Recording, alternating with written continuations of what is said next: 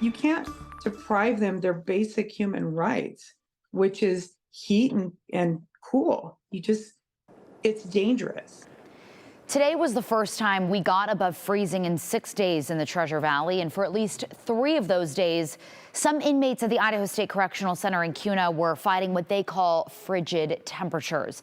An inmate's mom, who you just heard from, reached out to me to advocate for her son, who's incarcerated there. When it's this cold outside, it impacts people inside our prisons. He's not treated humanely. None of them are. Susan Larson's son called her from the Idaho State Correctional Center a few days ago, in the midst of an extreme cold snap, when lows in southern Idaho hit single digits. He said that the temps inside were he guesstimated about 45 degrees, that there was no heat, and that they have ceiling vents, and that there was snow coming through the ceiling vents into his unit.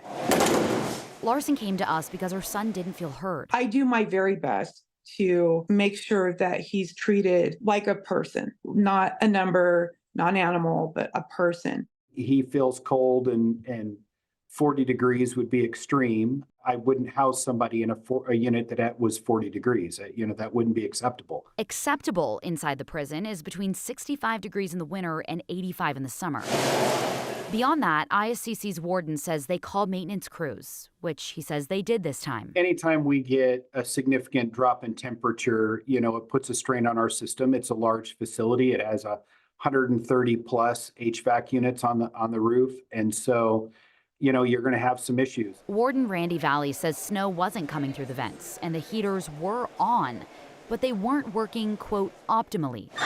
When temps are an issue, Valley says they measure every block in the prison using digital pocket thermometers, and they use infrared thermometers to measure surfaces multiple times a day. We had some temperatures that got into the low 60s. I think we had one area that was in the high 50s. And so we called out maintenance, and they've been working on it for days, pushing the temperatures up. It was Larson's son, Donnie Unmax's tier, that dipped the lowest. My son's unit in particular didn't even get an extra blanket. But Valley claims no tier ever dropped into the 40s, and they were able to pass out extra blankets to those who wanted them. We were able to cover it. It's just not an okay way for anyone, regardless of why they're incarcerated. It's not okay for them to have to live like that. He really only brings this stuff to me if he feels like he's being, treated absolutely unfairly. And these, I believe, are very dangerous. I mean, we're going through an extreme cold wave right now, and to not get on top of fixing the heater sooner when it's already been complained about, I just feel it's unreasonable. On Thursday, as temps finally rose outside, so did temps inside ISCC. New digital thermometers Valley bought after we started asking questions showed unmaxed tier up into the 70s. Right now, as far as I'm aware, our systems are all running. Again, all this video you just saw was from today. Idaho Department of Correction allowing us inside to see what the temperatures were like for ourselves in those digital thermometers today, reading in the 70s.